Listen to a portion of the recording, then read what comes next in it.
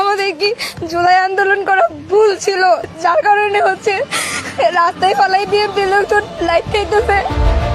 ক্ষমতায় না আসতেই যারা নব্য ফ্যাসিস্ট হওয়ার পায়তারা করছেন তাদের পরিণতিও ভালো হবে না। ছাত্রদলকে উদ্দেশ্য করে এসব বার্তা দিয়েছেন ইসলামী ছাত্র শিবিরের প্রকাশনা সম্পাদক সাদিক কায়েম।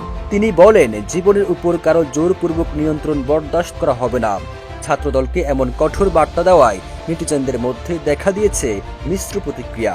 প্রশ্ন উঠেছে, শিবিরের এই নেতা হঠাৎ করে কেন ছাত্রদলকে এমন হুঁশিয়ারি বার্তা দিলেন? সামাজিক যোগাযোগ মাধ্যম ফেসবুকে দেওয়া এক পোস্টে সাদিক কাইম বলেন, ফরিদপুরের নগরকান্দায় ইফটিজিংয়ের প্রতিবাদ করায় বৈশাখী নামে এক ছাত্রীকে রাস্তায় ফেলে মারধর করেছে ছাত্রদলের নেতাকর্মীরা। আদাবর থানায় এক নারীকে প্রকাশ্যে জিন্দেগি বরবাদ করে দেওয়ার হুমকি দিয়েছে বিএনপির এক নেতা। শেরেবাংলা কৃষি বিশ্ববিদ্যালয় ছাত্রদলের প্রোগ্রামে না যাওয়ায় দুই ছাত্রীকে জোরপূর্বক হল ছাড়ার নির্দেশ ও হুমকি দিয়েছে ছাত্রদল নেত্রী। এসব তথ্য তুলে ধরে সাদিক কাইম বলেন, এই সবকটা ঘটনা শুধু আজকের, জাস্ট জুমাবারের। ওয়ালটন আবারও মিলিনিয়ার অফারে ওয়ালটন ফ্রিজ কিনে আপনিও হয়ে যেতে পারেন মিলিয়নিয়ার।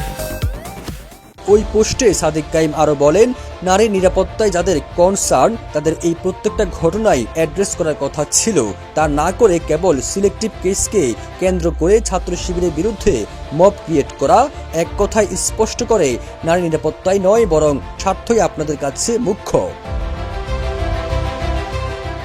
শিবির নেতা বলেন, আমরা দেখেছি কুয়েটে, তিতুমির কলেজে, সোহরাওয়ার্দী কলেজে, graphics art college, Cox's Bazar polytechnic, Dhaka polytechnic, Sreepur college, Tamil Millat সহ দেশের বিভিন্ন শিক্ষাঙ্গনে ছাত্রদল অব্যাহত সন্ত্রাসী কার্যক্রম চালিয়ে গেছে।